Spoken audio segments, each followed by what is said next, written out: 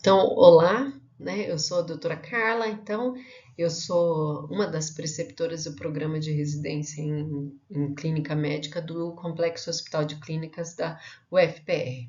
E quero começar essa aula, né, parabenizando aí a entrada na residência, então, falando que os R1 são muito bem-vindos e que eu continuo grata pela presença dos agora R2, tá certo? Então, vamos lá, vamos começar então um pouquinho da teoria para vocês conseguirem entender um pouquinho mais da UTI. Então, essa nossa primeira aula vai ser referente à hemodinâmica básica, que é algo que vai permear o dia a dia na UTI muito comumente, certo? Então, aqui a gente vai ter alguns conceitos básicos, tá certo? Quais são os objetivos dessa aula? O que eu quero que vocês saiam sabendo? Conceituar choque, conhecer a relação entre a oferta e a demanda de oxigênio, compreender a produção e o metabolismo do lactato, identificar os tipos de choque, identificar as janelas do corpo relacionadas à hipoperfusão tecidual, choque, identificar os pilares do tratamento, identificar as fases da ressuscitação volêmica, reconhecer os tipos de fluidos que a gente tem e reconhecer as drogas vasoativas mais utilizadas e seus mecanismos de ação, certo? Então, a primeira coisa que eu quero que vocês pensem é o que é choque, certo? O que é choque? O que será que significa quando a gente fala o paciente está chocado? É hipotensão, certo? É?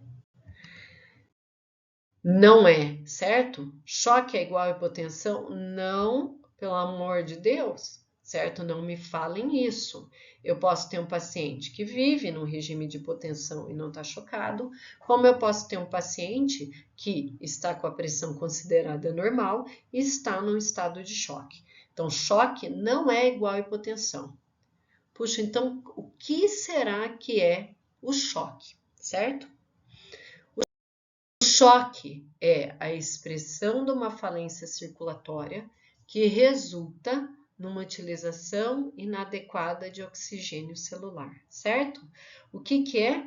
É um desbalanço entre a oferta e demanda de oxigênio, certo? Então, a gente vai ter uma balança, certo? De um lado, o DO2, o delivery of oxygen, ou seja, a oferta de oxigênio, e do outro lado a gente vai ter o consumo de oxigênio, é uma balança, o choque, que encontra-se desequilibrada, certo? Então, a oferta está inadequada para o meu consumo de oxigênio. E aí a gente vai começar a pensar em algumas coisas que a gente pensa diariamente na UTI. Não quero que fiquem decorando fórmula, eu quero que vocês aprendam fisiologicamente, certo? Então, quando a gente fala da oferta de oxigênio, delivery of oxygen, a gente vai ter como componente dessa oferta de oxigênio o débito cardíaco, certo? E o conteúdo arterial de oxigênio. E o consumo de oxigênio nada mais é do que o débito cardíaco vezes a diferença entre o conteúdo arterial de oxigênio e o conteúdo venoso de oxigênio. Ou seja, quanto de oxigênio tem no meu sangue arterial, quanto de oxigênio chega lá no meu leito venoso, certo? Lá no meu átrio direito, tá certo? Então, foquem agora no componente da oferta de oxigênio, que é o débito cardíaco. O débito cardíaco, ele é o volume sistólico vezes a frequência cardíaca, certo? São os dois fatores. O volume sistólico depende do quê? Depende do que entra no coração, retorno venoso pré-carga, depende da contratilidade do meu coração, certo? E depende do muro que eu tenho depois do coração, que é a minha pós-carga. Opa! Então, para eu aumentar a oferta de oxigênio, eu posso mexer no meu débito cardíaco? Posso, sim. Puxa, meu paciente está com uma arritmia super grave, eu posso diminuir a frequência, isso vai melhorar meu débito cardíaco? Sim. Eu posso alterar o meu volume sistólico fazendo volume? Sim. Fazendo dobutamina? Sim. Fazendo vasodilatador arterial? Sim. Certo? Então, com isso, eu melhoro o débito cardíaco e melhoro a minha oferta de oxigênio, visando um equilíbrio entre oferta e demanda de oxigênio. E daí, saindo da fórmula ali do DO2, né, da oferta de oxigênio, então a gente vai ter o débito cardíaco vezes o conteúdo arterial de oxigênio. Eu coloquei a fórmula, mas não quero que decorem a fórmula, certo? Quero que vocês saibam qual é o componente do conteúdo arterial de oxigênio. Então, aqui, ó, oferta de oxigênio, débito cardíaco, conteúdo arterial de oxigênio. Do que ele depende? Da hemoglobina, da saturação de oxigênio da nossa hemoglobina e uma pequena porcentagem da pressão parcial de oxigênio dissolvida no sangue. Opa, doutor, eu posso então melhorar minha oferta de oxigênio com o débito cardíaco e também com o conteúdo arterial de oxigênio? Sim. Será que meu paciente está anêmico, não precisa de uma transfusão sanguínea? Será que meu paciente não está hipoxêmico, não precisa que eu entube, que eu faça uma ventilação não invasiva, que eu oferte mais oxigênio, que eu dê um catéter de alto fluxo, certo? E a pressão parcial de oxigênio dissolvida no sangue é uma pequena porcentagem, certo? Então, a partir do momento que eu oferto mais oxigênio, a minha pressão parcial de oxigênio dissolvida no sangue também vai aumentar, tá certo? Então, essa é a maneira com que a gente pensa para aumentar a nossa oferta de oxigênio. E esse é o gráfico mais importante dessa aula. Então, esse gráfico, ele vai ter nas ordenadas o VO2, o consumo de oxigênio, e na abscissa, a oferta de oxigênio. Nós vamos ler esse gráfico da direita para a esquerda, certo? Conforme a nossa flechinha aqui azul. E aí, nós vamos começar aqui pelo item 1, certo? Então, vamos em etapas, para a gente saber o que significa esse gráfico. Então, vejam. O que acontece? Eu tenho o nosso DO2 está caindo, certo? Cai, cai, cai, cai. O meu paciente bateu o carro, está sangrando, o meu paciente infartou, o meu paciente está séptico, com uma hipovolemia relativa, o meu paciente tem um tamponamento cardíaco, um pneumotórax hipertensivo, certo? Cheguei aqui. Se vocês forem ver toda essa etapa aqui, eu tenho uma queda da minha oferta de oxigênio, certo? Mas eu não tenho uma queda do meu consumo de oxigênio. Então, eu até tenho uma dependência do meu DO2, o meu VO2 com o DO2, mas eu ainda consigo ter oxigênio, certo? Eu mantenho o meu consumo de oxigênio. Como que isso acontece? Agora nós vamos para o item 2. Por quê? À medida que a minha oferta de oxigênio cai, eu vou tirando mais oxigênio das minhas hemácias, certo? E eu vou aumentando a taxa de extração de oxigênio, certo? Se eu aumento a taxa de extração de oxigênio, nós vamos para o item 3. Quando eu aumento a minha taxa de extração de oxigênio, então eu saio lá de uma saturação arterial de 100% e vou tirando lá das minhas hemácias, vou tirando. O que acontece com a minha saturação no leito venoso? As minhas hemácias vão ter menos hemoglobina ligada ao oxigênio, certo? Então, eu vou ter uma saturação venosa central ou mista que cai conforme a minha taxa de extração aumenta, certo? Então, essa é a maneira que meu corpo ainda lança a mão do oxigênio, mesmo com a minha oferta de oxigênio caindo, certo? Então, ele vai extrair mais visando manter a fosforilação oxidativa, certo? Só que daí acontece o seguinte, chega um ponto que o corpo fala, opa, não consigo mais extrair, não consigo mais tirar oxigênio, não vou conseguir produzir mais ATP a partir da fosforilação oxidativa, certo? Aqui é a relação VO2-DO2 crítica. O que vai acontecer? A minha oferta cai, meu consumo cai, minha oferta cai, meu consumo cai, minha oferta cai, meu consumo cai. Ou seja, eu não consigo mais ter o oxigênio, certo? Eu não consigo mais. Então, o que começa a acontecer? Começa a acontecer o metabolismo anaeróbico, certo? Que é o que? Ele para na glicólise, certo? Como ele para na glicólise, lá no citoplasma celular, então vai dar o piruvato, certo? E o piruvato vai ser convertido, ao invés de entrar lá na matriz mitocondrial para fazer o ciclo de Krebs, ele vai virar o lactato. O que começa a acontecer? O meu lactato começa a subir. Aqui é o choque, certo? Mas o que eu quero que vocês entendam, tá vendo como o lactato é tardio, certo? Antes do lactato subir, o meu corpo tá feito louco, tentando manter a fosforilação oxidativa. Então, por isso que eu gosto quando fazem bastante a gasometria pareada, que é a gasometria arterial e a gasometria venosa central, tirada lá do acesso central, que está lá, tá lá no átrio direito, certo? Então, por quê? Porque a gente vai ver, mesmo com lactato ainda nessa fase aqui, às vezes a minha saturação venosa central já está aqui. Então, o que eu quero? Puxa, extraia menos. Então, eu vou ter que melhorar a minha oferta de oxigênio para extrair menos e eu evitar que ele caia no metabolismo anaeróbico. Tá certo? Então, esse é o gráfico de todo dia na UTI, certo? Por que é tão importante isso, né? Então, o nosso corpo vai se extrair mais oxigênio. Doutora, e como que a gente calcula isso na beira do leito, certo? Então, é a relação do consumo com a oferta de oxigênio. Desmembrando aqui como que é a fórmula, é o conteúdo arterial de oxigênio menos conteúdo venoso de oxigênio dividido pelo conteúdo arterial. Se a gente desmembrar um pouquinho mais, o que vai sobrar? Saturação arterial de oxigênio, saturação venosa central de oxigênio dividido pela saturação arterial de oxigênio. Nas pessoas saudáveis, qual é a taxa de extração que a gente tem? 25 a 30%.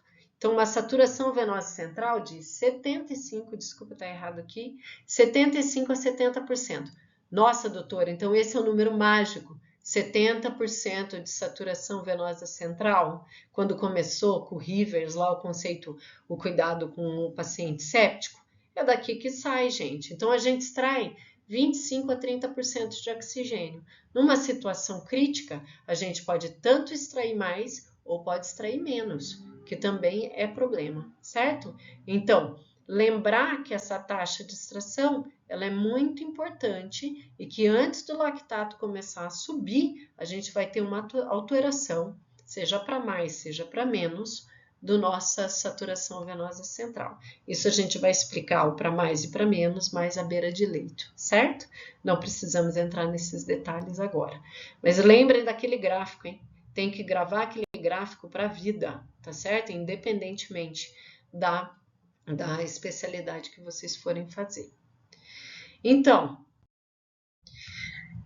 é isso. Então, a gente viu que nós temos uma VO2, DO2 crítica e a partir de um momento, o meu corpo não consegue extrair mais oxigênio e começa a aumentar o lactato.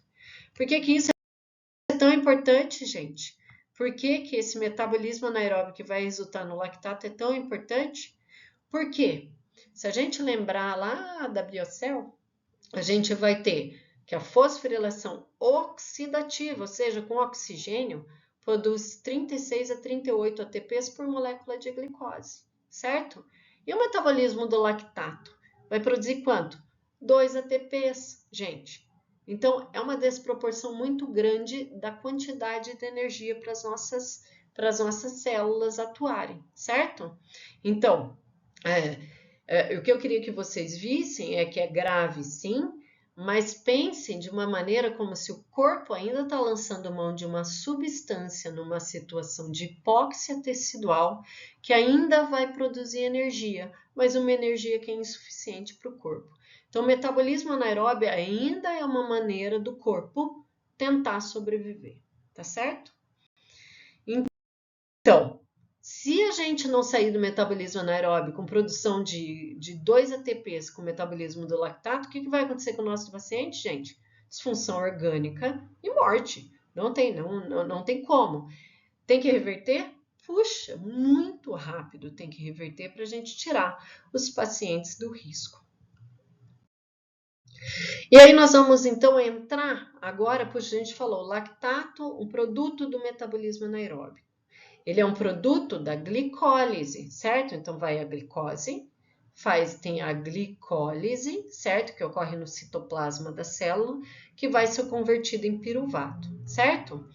Esse piruvato, o que é o piruvato lá que a gente tem da glicólise? Esse piruvato acaba entrando na matriz mitocondrial e pode ir para o ciclo de Krebs.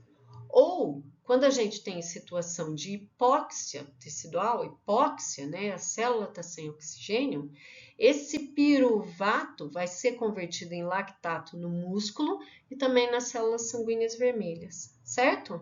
Então, vai ser convertido a lactato. Esse lactato volta para o sangue, vai para o fígado e olhe só o que acontece. Como o lactato é uma maneira ainda de produzir energia. Esse lactato pode ser convertido a piruvato e esse piruvato aqui pode cair no ciclo de Krebs, certo?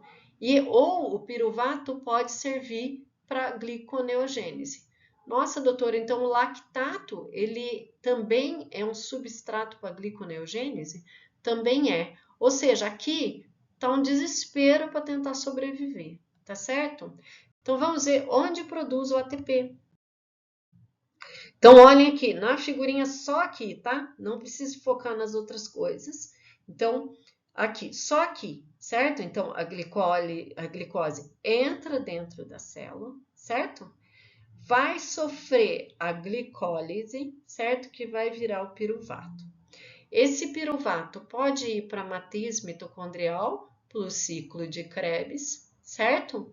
Ou, na presença de hipóxia, ele vai virar o lactato, certo? Então, a conversão de piruvato para lactato e lactato para piruvato vai gerar um ATP, certo? Esse piruvato pode cair no ciclo de Krebs, certo? Ou ele pode ir para gliconeogênese da origem à glicose. Onde acontece isso, gente? No fígado, tá certo?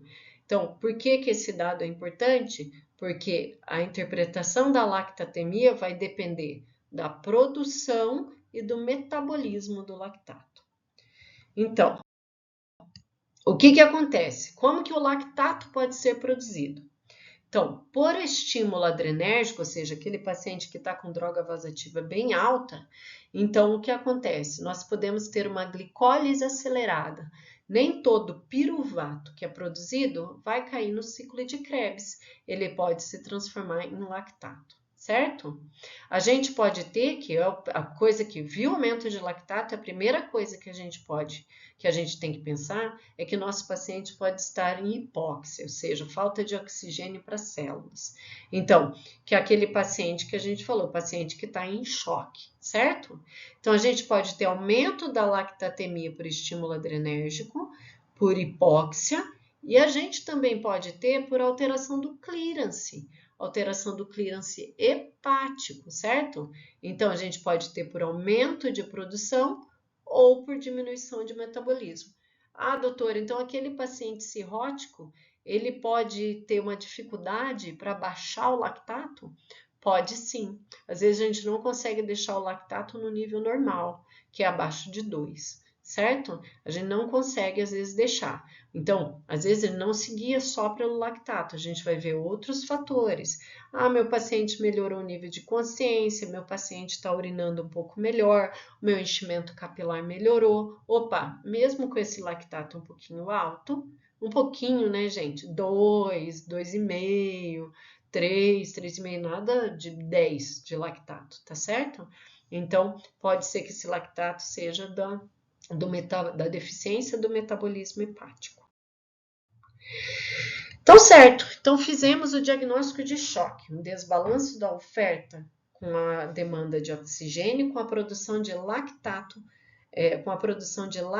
um produto do metabolismo anaeróbico, certo? Tá, então agora vamos olhar para o nosso paciente. Nós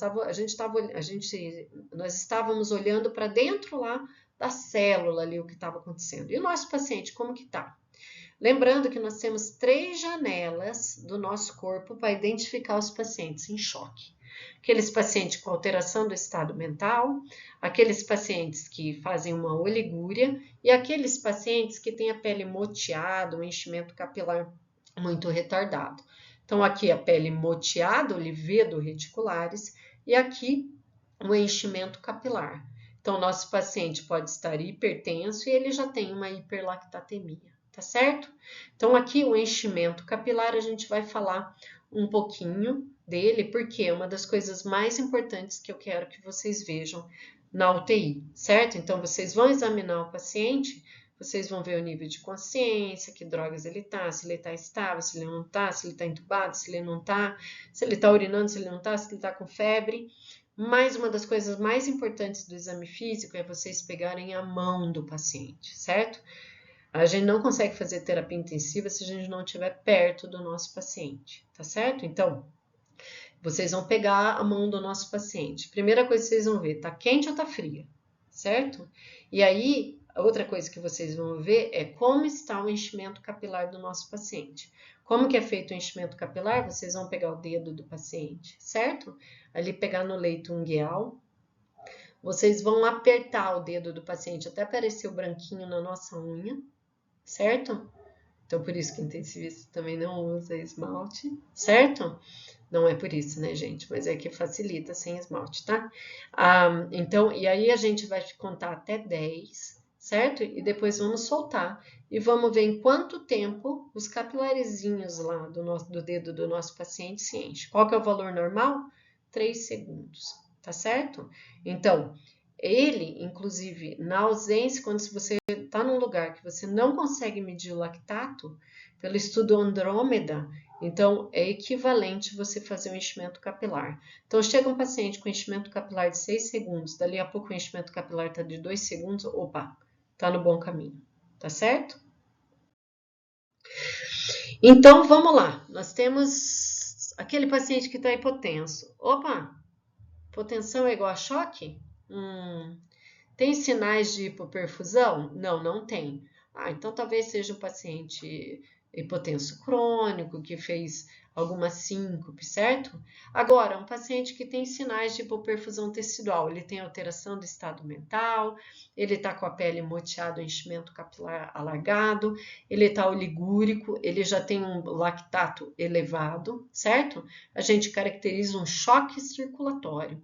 Ou seja, aqui a gente tem um desbalanço da oferta com a demanda de oxigênio, tá certo? Agora a gente vai pular para esse quadradinho aqui. Quais são os tipos de choque que a gente tem? A gente tem o choque distributivo séptico, que é a maior parte dos casos de choque. Então, ele é distributivo, 62%. Os distributivos não sépticos, 4%. Então, esses aqui é o anafilático, o neurogênico, 16% aqueles cardiogênicos, 16% hipovolêmico e 2% obstrutivo, tamponamento cardíaco, pneumotórax hipertensivo, embolia pulmonar, são choques obstrutivos. Aqui, depois a gente vai aprender um pouquinho melhor com o ecocardio, cada um tem uma característica ao ecocardio, mas não é isso que a gente vai conversar agora. O que eu quero que vocês pensem quando vocês vão pegar a mão do paciente, eu pergunto assim, ela tá fria ou tá quente? Se ela tá fria, eu tenho um aumento da resistência vascular sistêmica, certo? Então, eu vou ter uma vasoconstrição. Para guardar isso, lembrem daquele paciente que sofre um acidente de carro e quebra o quadril. Ele vai estar quente ou vai estar frio? Vai estar frio, né? Lembra quando vocês fizeram lá na faculdade o ATLS, né? As gravidades para o choque hipovolêmico, né? Então, o nosso paciente vai estar frio, tem um aumento da resistência vascular, certo? Os 3 que fazem aumento da resistência vascular são o hipovolêmico, o cardiogênico e o obstrutivo. Então, pegando a mão do paciente, vocês já vão conseguir ter uma ideia de algum componente desse, certo?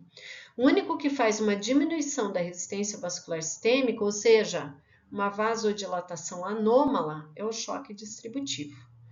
Ai, doutora, mas quer dizer que quando o paciente está frio nunca vai ser choque distributivo? Não, né, gente? Por quê? Por exemplo, se ele tiver com a extremidade fria, não é choque distributivo? Não, né? Porque em geral o choque é misto. Então vamos lembrar que nosso paciente tem uma vasodilatação anômala e aquele volume que cabia, que fazia pressão ali na parede, agora não faz mais. Então eu tenho uma hipovolemia relativa no meu paciente, certo? O fato de esquentar é um sinal de que você está melhorando o fluxo sanguíneo do paciente, certo? E aí às vezes você vai precisar de droga vasoativa, tá bom? Então, quando a gente tem o choque circulatório, então uma coisa para vocês pegarem a mão do paciente. Eu vou ter a resistência vascular sistêmica, certo? Se eu tenho uma resistência vascular sistêmica alta, eu tenho uma vasoconstrição, certo? Pense no frio. O que acontece no frio? Resistência vascular sistêmica para perder menos calor, certo? Eu vou abrir para um leque de choque hipovolêmico, cardiogênico e obstrutivo. E aquele paciente que tem uma resistência vascular sistêmica mais baixa, né, é um paciente que está vasodilatado, uma vasodilatação anômala, está quente, é um choque distributivo, que pode ser séptico ou não séptico. Opa, mas o choque é misto na maior parte das vezes? É sim. Então não quer dizer que eu tenho choque distributivo e meu coração está 100%. Que eu tenho choque distributivo e não tenho pneumotórax. Que eu tenho choque distributivo e não preciso de volume, tá certo? Então o choque é misto. Tá, então agora vimos o nosso paciente, fizemos o diagnóstico de choque. Corram, certo? Porque o metabolismo do lactato está produzindo 2 ATPs só. Então é disfunção orgânica e morte na certa. Então nós temos os pilares do tratamento. Nós vamos pensar no volume e nas drogas vasoativas, os vasopressores e os inotrópicos, certo? Então vamos começar pela ressuscitação volêmica. Aqui eu queria que vocês guardassem que o volume é tanto remédio como veneno, certo? Por isso que foi realizado um modelo para guiar um pouquinho melhor a gente nas fases de ressuscitação, né? Então vamos pensar aqui, ó, o status volêmico do nosso paciente e aqui a evolução da doença do nosso paciente. Aqui uma fase bem aguda, certo? O nosso paciente chegou, bateu o carro, infartou, tá séptico, tá com tamponamento cardíaco, né? Então, puxa, será que o nosso paciente precisa de volume? Se ele precisa de volume, essa é a fase em que há um aumento bem importante da volemia através da ressuscitação volêmica. Opa, então é o R do Rose, ressuscitação volêmica, eu faço muito rapidamente. Então aqui, que são os 30 ml por quilo do Surviving Sepsis Campaign, certo? A partir do momento aqui, puxa, ressuscitei meu paciente está mais acordado, ele não está precisando subir mais muita droga vasoativa, ele voltou a urinar um pouco, ele está um pouco melhor, mas ainda acho, através de parâmetros que a gente vai discutir no decorrer das visitas, né, a gente pode ainda otimizar um pouco a volemia. Então, a gente aumenta um pouquinho a volemia e depois mantém ela, vai fazendo ajuste fino da volemia, certo? Só que daí, aqui, depois, meu paciente, então aqui eu otimizo a minha volemia. E aí, o que acontece? O meu paciente começa a estabilizar aqui, certo? Então, aqui o meu paciente, ele começa a estabilizar. Então, aqui ele vai precisar de menos volume, né? Então, não vou ficar fazendo quentinho, quentinho, quentinho para ele, certo? Não banalize os quentinhos, tá? Então, aqui ele vai estabilizar. O que a gente tem que tomar cuidado aqui? Que aqui ele pode estar em isquemia e reperfusão, ele pode ter aumento da permeabilidade capilar. Então, talvez ele precise de volume aqui, mas, em geral, a gente não vai super aumentar a volemia do nosso paciente. Ele está estabilizando, ele está se reequilibrando. Então, o status volêmico do meu paciente começa a cair porque é menor a necessidade de fluido. Até que chega uma hora que meu paciente, ele está melhor. certo?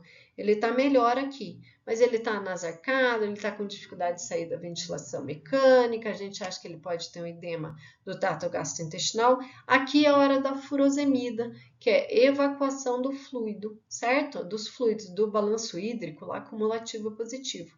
Então aqui a gente faz a furosemida para o nosso paciente, lembrando que aqui tem o risco de fazer hipoperfusão. Então a gente vai devagarzinho, certo? Então lembrando disso, volume é tanto remédio quanto veneno. Por que eu falo isso? Porque a gente tem uma dose ótima de volume, certo? E se a gente for ver, uma curva em U, certo? Então a gente vai ver, se o nosso paciente tiver hipovolêmico, a quantidade de complicações ela aumenta conforme a minha hipovolemia aumenta. E isso vai causar hipoperfusão e disfunção orgânica. Por outro lado, se eu tiver um paciente com uma sobrecarga volêmica, as minhas complicações também aumentam de acordo com a minha sobrecarga volêmica. Vai causar edema tecidual e também leva a disfunção orgânica. Por isso que a gente fala que a volemia, ajuste da volemia para o intensivista é o calo no pé, porque é muito difícil, por isso que a gente usa vários parâmetros para a gente definir se faz volume para o paciente ou não, tá certo? Porque a gente tem plena noção de que isso pode machucar o nosso paciente. Puxa, quais são os tipos de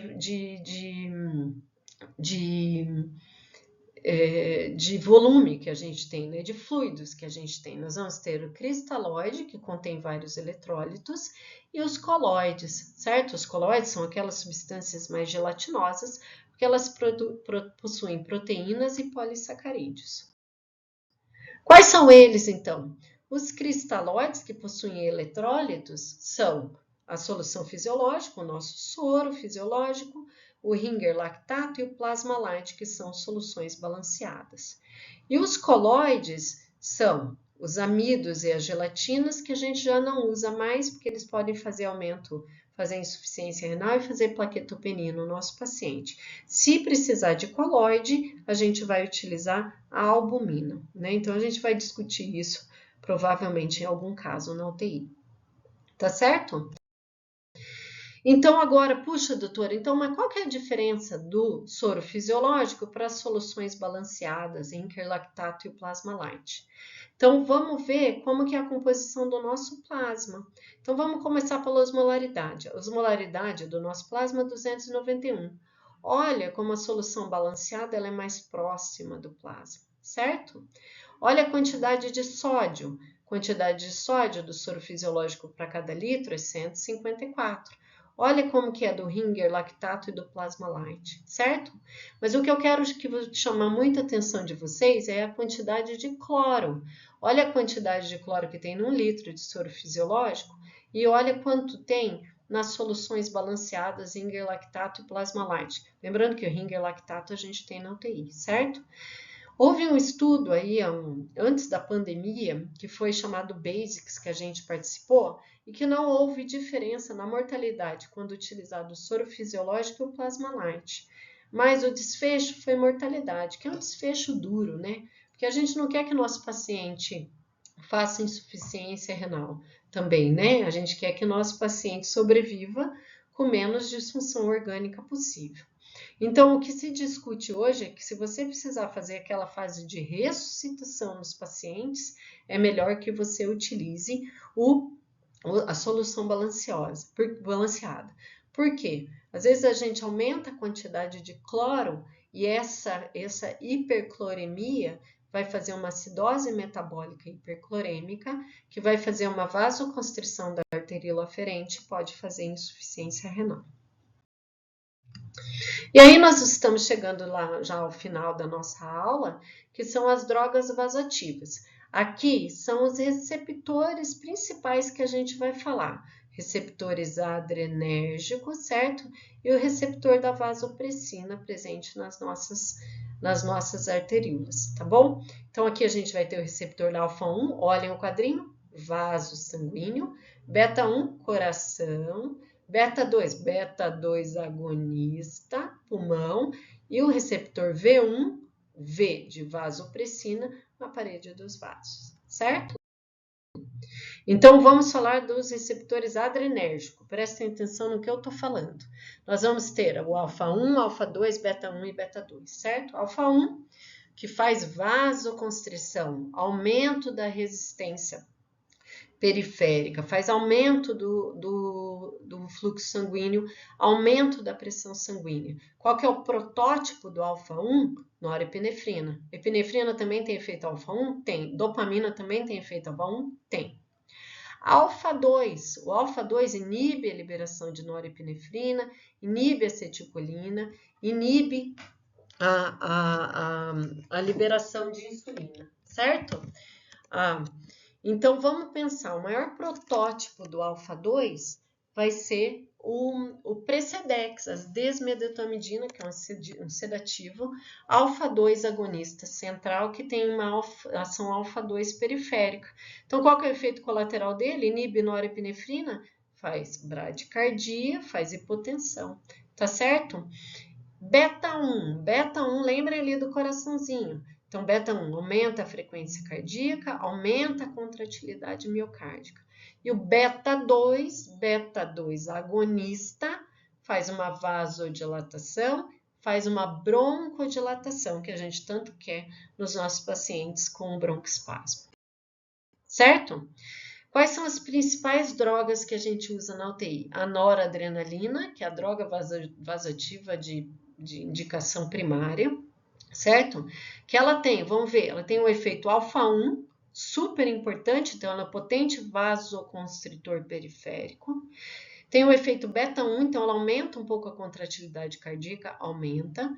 E tem um efeito beta-2 que a gente não pensa muito na nossa prática clínica. A vasopressina atua no receptor V1, vasoconstritor puro, certo?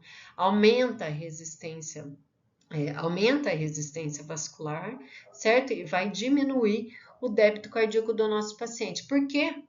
Porque ela prejudica o retorno venoso, certo? Porque ela não faz venoconstrição do leito venoso como um todo.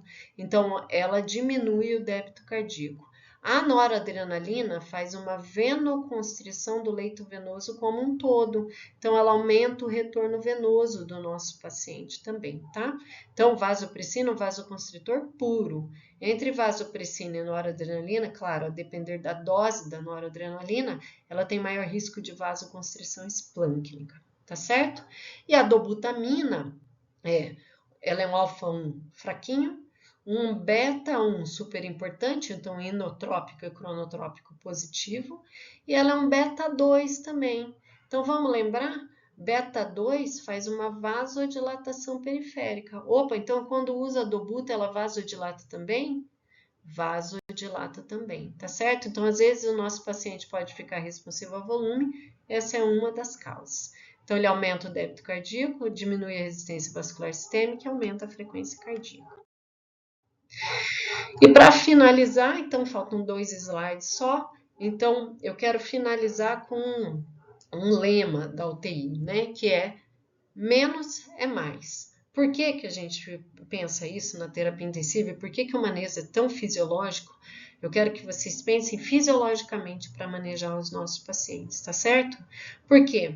Porque hoje tem um questionamento se os nossos pacientes, para lutar contra aquela doença, eles hibernam, certo? Então, vamos supor que a gente tem um paciente que está numa doença crítica e que sofreu alguma desses problemas, hipóxia, isquemia, inflamação, infecção, ou está usando drogas, por exemplo, quimioterapia, certo? Então, o nosso paciente está nessa fase crítica, ele tem que combater essa doença, certo? Então, puxa, o nosso paciente talvez entre numa resposta adaptativa que ele diminui o consumo de oxigênio, certo? Que ele faz, por isso, um downregulation das mitocôndrias, que ele faz uma modulação endócrina, certo? E que ele tem um decréscimo da função orgânica. Por que eu falo isso? Porque o que a gente faz? Eu falo sempre que a terapia é a arte de tolerar os dados não necessariamente bons, para não iatrogenizar o nosso paciente. Então, são aqueles dados que o desavisado pode achar que aquele dado é ruim, por exemplo, uma saturação de 87% no paciente, muitas vezes a gente tolera, certo? Desde que a oferta esteja equilibrada com a demanda de oxigênio, certo? Então, eu falo, é a arte de tolerar o ruim para não iatrogenizar o nosso paciente. Por isso que é tão importante o manejo fisiológico do nosso paciente. Então, menos é mais. E o menos é mais só é possível se a gente tiver um raciocínio fisiológico. Beleza? Então, sigamos para as discussões nas visitas. Tá bom? Obrigada pela atenção. Tá certo? Espero que tenha ajudado. Eu coloquei aqui como bibliografia o que eu acho que é suficiente, particularmente para R1, que é o UpToDate. Eu acho que é um conteúdo super atualizado, né? Eu acho excelente, acho uma leitura fácil e uma leitura que vai guiando vocês, já que o R1 é bem pesadinho, tá bom? Obrigada aí pela atenção, a gente se vê aí na UTI, tá bom? Tchau, abraço!